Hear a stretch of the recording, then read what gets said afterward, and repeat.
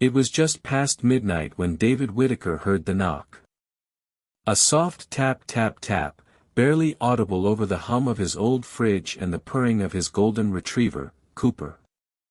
He paused mid-step in his dimly lit kitchen, mug of chamomile tea warming his palm, and squinted toward the front door. No one ever came here this late, not since his wife passed away, not since the world had quietly moved on and forgotten about the reclusive old man who used to fix everyone's fences for free. Another knock. Louder this time. Urgent. David set his mug down, his heart thudding a little faster. He wasn't afraid, exactly, but something in that second knock stirred the dust in his soul. When he opened the door, she stood there, barefoot on the frozen porch, hair tangled by the wind, a tearful smile trembling on her lips. A girl. Maybe 20. Maybe less. In nothing but a thin hospital gown and a desperate look that could shatter stone. I didn't know where else to go, she whispered. David blinked. Are you hurt? Are you in trouble? She shook her head, arms wrapped tight around herself. I remembered your porch. I came here once when I was little. With my mom. And just like that, a memory cracked open in David's mind like the first light of dawn. A woman named Claire. A waitress at the diner in town. A single mom. He used to stop by just to see her smile. Once, during a snowstorm years ago, she'd asked if he could keep her daughter for the night.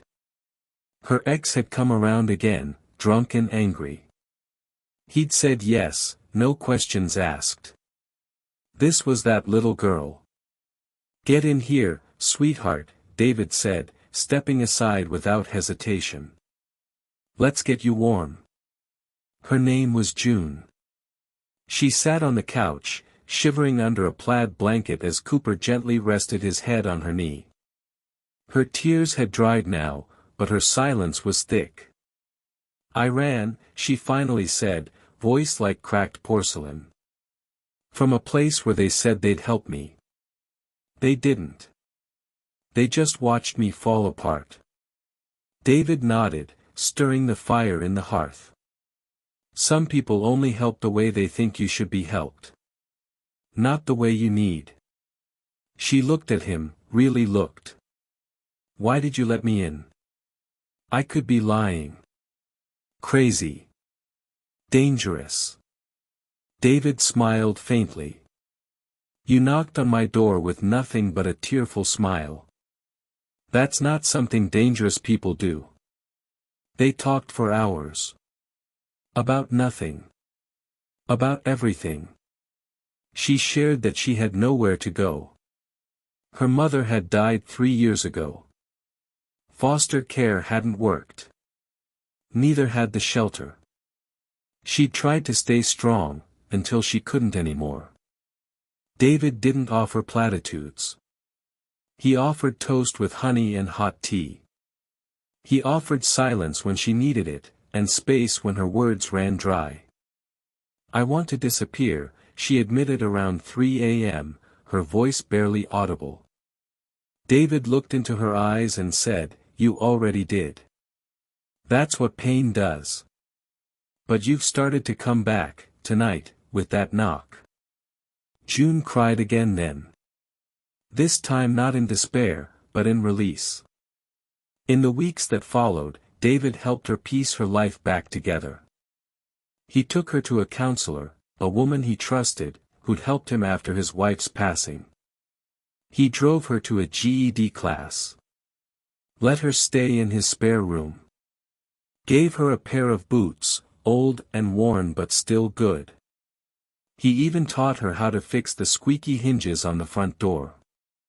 I want to learn how to fix things, she told him one day, eyes brighter than before.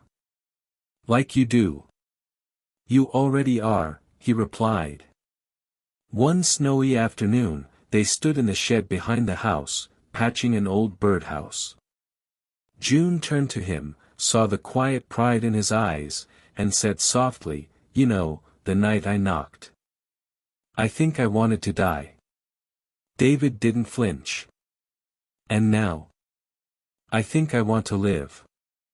Not just breathe. Live." Months later, June stood on a stage in front of 20 strangers at a local support group. "My name is June," she said, her voice shaking but strong. "I used to think I was invisible. Until someone saw me." He didn't ask for proof. He just opened the door. David watched from the back of the room, tears in his eyes. Years later, when June opened a youth center for at-risk teens in the very town that once forgot her, she named it the Open Door. When asked why, she would smile and say, "Because someone once answered a knock at midnight, and it saved my life." David never saw himself as a hero. He was just a man who opened the door. But sometimes, that's all it takes to change a life. No one is ever truly lost.